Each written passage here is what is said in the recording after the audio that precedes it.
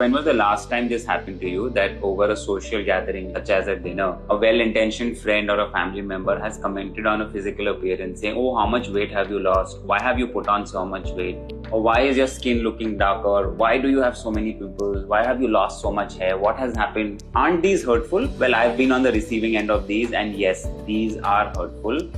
But people do say them. So why am I as a dermatologist talking to you about social etiquette? Well, to be very honest, a lot of times when I see patients who have a long-standing issue such as lichen planus pigmentosis, which is deep pigmentation, or people who've lost their hair to a point where the scalp is completely visible.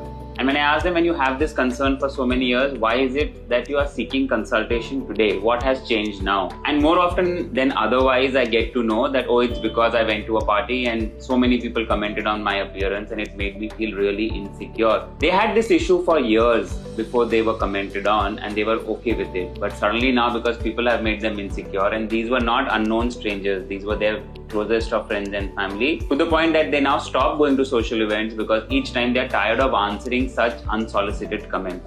So let me teach you 101 on social manners. These unsolicited comments on friends and family members may highlight their insecurities, something they're already aware of. It can make them feel judged and isolated, and it can be plain disrespectful. The goal is to express curiosity and concern rather than being overtly critical.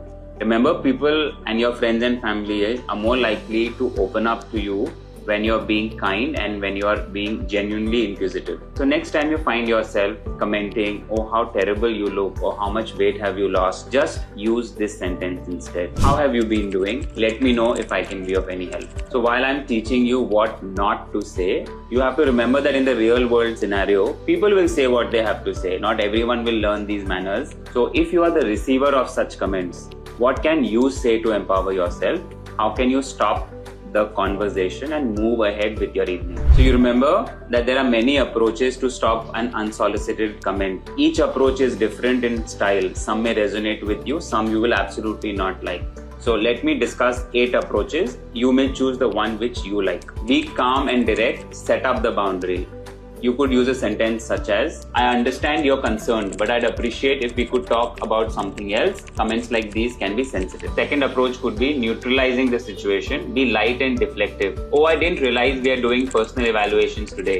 What's next on your list?" This adds humor to diffuse the tension while subtly pointing out the awkwardness of their remark. It could be educative and empowering. You could say, "I know you mean well, but comments about appearance can sometimes make people feel self-conscious. Let's focus on the positive." It gently reminds the person the impact of their words and redirects the conversation. Firm and respectful, drawing the line. "I know my appearance has changed and I'm working through it. Your understanding would mean a lot to me." This works because it acknowledges the comment without inviting further discussion, signaling that you're in control of the narrative. Honest and vulnerable, open to dialogue. "That's something I'm already aware and I'm working on it. It's a little sensitive for me, so I'd rather not talk about it." This works because it lets the person know how their comment affects you, encouraging empathy. Playful and assertive. "Looks like you're auditioning to be my mirror today.